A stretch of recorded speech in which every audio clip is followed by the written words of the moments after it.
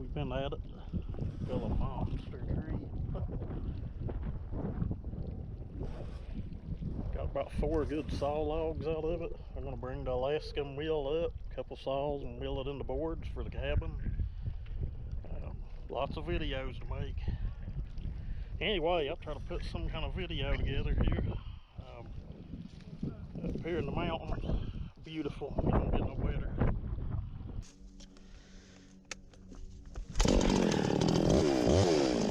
Hey guys, first off, this tree a lot bigger than the opening scene of this made it look. That thing was probably over 3 foot on the stump. 36-inch bar didn't even kind of go all the way through it. It's a big old nasty tree. I'm gonna build a big section of it up into lumber, and cutting the tree down, and on this cut, this saw was really lean. Didn't realize that here. I probably should have stopped and retuned it here, but it's like, it's okay enough to keep cutting. But I just tell you, if you really want to feel what a saw's got and how it runs, strap a 36 on it with the full comp chain and shove it into a big old nasty looking log. It'll tell you real quick, like, this saw does good. It does good enough. It never was built to be all that, to be a race saw or anything. It was put together to last and to do exactly what it's doing here. This build's going on 4 years old, I think. It's over 3 years, I know. The original old school 066, short tanked. Uses the small flywheel side crank seal. Those of you that have built and fooled with these will know the saw I'm talking about. Had a fortune in redoing it, and I don't recommend ever doing this, but hey, Buchan's done it on his channel. No one seemed to say anything, but it's the best way I could figure out what this saw wanted in this size of wood with that setup on it. And yeah, I should get better at clearing the chips out, I guess, but it'll give me a little bit of a break. We rarely cut wood this big, a couple times a year maybe, if that, but I'll figure out how to run it eventually here, and we go to cutting faster sections off of it. Tree had a little bit of rot in the center of it. We didn't even realize it, though it was cut down and on the ground, but it does end shortly here, and I'm thinking I'll get some really nice slabs out of this. There was 3 I know of, and maybe 4 like 9-foot sections I walked off and cut out of it, or measured off. Get up there sooner than later and start milling on them, get them out of the way. That was the deal. You know, Dad said I could have the tree, just had to take every bit of it and clean it all up. We done brought home 1 big load of firewood just out of the top. It probably, not counting these chunks I'm cutting off of, probably a couple good truckloads of firewood in it. I'll either have to noodle these and whack them in 2 with the saw, or take my splitter and stand it up and split them on the ground before I can even handle those to get them on the truck. They are really heavy. It was all I could do to roll one out of the way here in a little bit.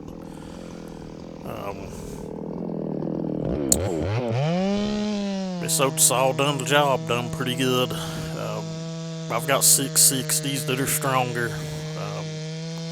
This was a 99cc build, but there wasn't really no machine work done to it. I think I block sanded the base. Squish on it's not even really that tight. I think it was left at 25 thou. Saw does make pretty good compression, but you know, 56mm bore, 40mm stroke, they gonna get a little rough to pull over. It's not real bad, but really cold morning, this thing's can be a bear to crank. It's been a good saw though, I can't complain. I had a lot of money in redoing it, but knock on wood, it has not failed me yet. Anytime I've pulled it out to cut something big, it just gets right with it and gets the job done. Throwing a 36 into a real nice clean piece of wood that's already down, you've prepped, is totally different than falling a tree with dirty, nasty bark, vines all in it, and, throwing it into it there. I'm sure hitting a little bit of rot in the middle wasn't good on the chain, but it still seemed to be sharp enough it'd still pull you through the log all the way up till I quit with it, which is here shortly. I think I might knock another section or two off of it, but once I got it down to where it was clean and straight enough to start walking off saw logs, I quit with the big saw. Just kind of got tired of packing it around, to be honest with you. Took the Dad's running that little 295 Poland Pro off and on. Something happened with it just quit. Thought it run out of gas, but filled it back up, and it just never was right after that. I did take the 455 Rancher that we done. I thought I had that saw done and was ready to send on down the line, but and it did run good and cut good for quite a little bit, but something went up with the carburetor. Somehow the low jet, it almost fell completely out of it. Once I got that situated, and you'll probably see it all here in a little bit in the video, I shut the saw off and set it down, and I guess the needle valve stuck open in the carburetor, and it just went to dumping all the fuel out of the tank through the engine. I'm sure some of you have had that done, or had saws do that before in the past, but that saw's just a nightmare. I don't know what's up with it, but just a freaking nightmare. Anytime I fix something on it, something else messes up. It'll have to be something really good and a really good deal before I buy another flea market saw, I think. Here's that 455. It was running real nice, cutting real nice. Had the chain set up on it really good. That's that new 3/8 20-inch bar we put on it. It's actually the chain that came on my new 362, and we do run it here some a little bit. I think Dad might have it now, or here in a little bit he gets it and runs it. You can hear it in the background over top of this saw, but we do get a little bit of video running that thing here shortly. Like I said, this thing was doing good. It was cutting good, cutting like it should. It cutting dang fast for dang 455 Rancher, which, they're good saws anyway, but you could definitely tell there was some work done to it. It kind of took a ring seat to get that. It just wasn't doing nothing for me beforehand, and run it a little more, and then finally it, ring seated in a little, and it came to life, and I'm sure it'll just continue to get stronger and stronger for a couple tanks of fuel, but we got to figure out the carb issue. I may just break down, buy a new OEM carb and stick on it and be done with it. Quit fooling around with stuff. 9 times out of 10, when you got a problem with the needle valve in that area of the carb, you're best just to put something different on it. I've seen guys go in and sandblast the seed area, or take a Q-tip and go in and clean with valve lapping compound. I've seen a lot of bush fixes, I guess, on it, but in my experience, it's best just to toss them and put a new carburetor on the saw, and usually you're alright with that. If you're going aftermarket, depending on where you're getting it, you might want to buy 3 carburetors and hope one of them's good. But again, this saw's just been one of those. I don't know if you other guys that build every now and then will get a saw to where it's like it don't matter what you do. Fix one thing, something else tears up on it. That's this saw. I've had a few of those. Had a lot of them, I guess. Every now and then you'll get them, depending on how many saws you build, I guess. But you wouldn't think there was a thing wrong with it watching it cut, but it just, all at once got to where if you took your hand off the trigger, it'd just fall on its face. Don't know. Just an aggravating deal. I was using the older GoPro on this, so the video quality ain't real great, but I guess it's better than no video at all. Those of you that were following the build on the 066, we're going to get right back on that. I came right in that night and ordered a piston. I'm hoping it gets here by the middle of the week, and shouldn't take real long to button that saw back up, get the top end on it, and get the carb and fuel lines and stuff lined out, and that one will be a done deal. But you know, right here, this thing, it just super zippy and fast. Nothing big here, but I had good intentions of putting it in bigger wood down at the top of the tree, but I don't know, it just didn't want to cooperate. So I ended up running the 362, which I really am starting to love that saw. So I think right here's the first cut with it. Again, I really don't see how anyone can dog on these saws or say that they're weak or pigs. I've seen all kinds of stuff. I have seen some good things on them, but I just like letting the saws speak for themselves.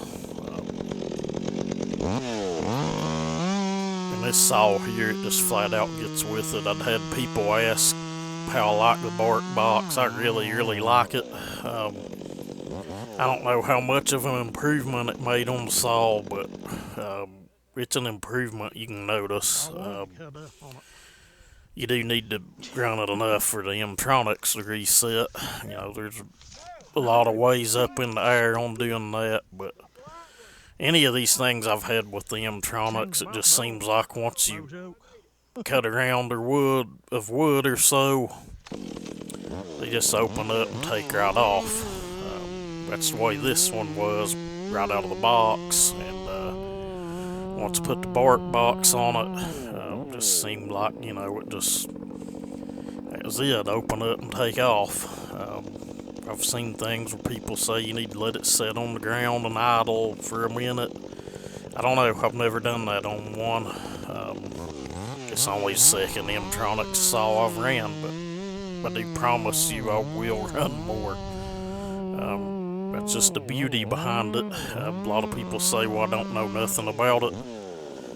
That's the beauty behind it. You don't have to. It's just sitting and tuning the whole time you're running the saw. Kind of like EFI. It'd be cool to run a 500, but I don't know. I don't really want to pay that much for a saw. $1,500. Just, I don't know. Seems a little crazy to me, but who knows? Time will tell. Maybe I'll get a little more affordable, but I really like this saw. Probably be my go-to saw for a while, I would say. I did pick up a new 25 inch is what Stihl calls it. It's a 24 lightweight Stihl bar. I'll probably show that on video, putting it on. I've got a brand new EXL chain to go on it. We'll have to put that on and try it. I think right here I thought I had it cut into and didn't. But anyway, you know, I just thought I'd ramble on a little bit about the saws, I guess, a little bit and what we're doing. I'll try to get some video footage when we get back up there milling. I've got to get some chains out and make some ripping chains and figure out what saw I want to get set up to do it. I don't want something that's real stupid high strung, but I don't want to use that 880 either. That thing's just stupid loud and it's stupid heavy. It's one of those I just sit and scratch my head and wonder why I even bought the thing. So much invested in it, it'll just sit there. Who knows, it may end up strapped in the wheel, but I don't know if it'll be on this tree. And here I'm walking off the first section. Like I said, the tree's a lot longer than you would think. It's probably 75, 80 feet across this field where it fell, and then the tip of the tree went over the creek. So we estimated it, I think, around 90 feet or something, or close to 100. And you can see they're pretty good sized saw logs all the way down up to the top of it where we chunked it up for firewood. And if you heard the dog barking in the background, I do apologize. I think my oldest daughter just pulled in the driveway. But guys, I think we're about done here. If you watch this, we appreciate it. Hope everybody has a great week.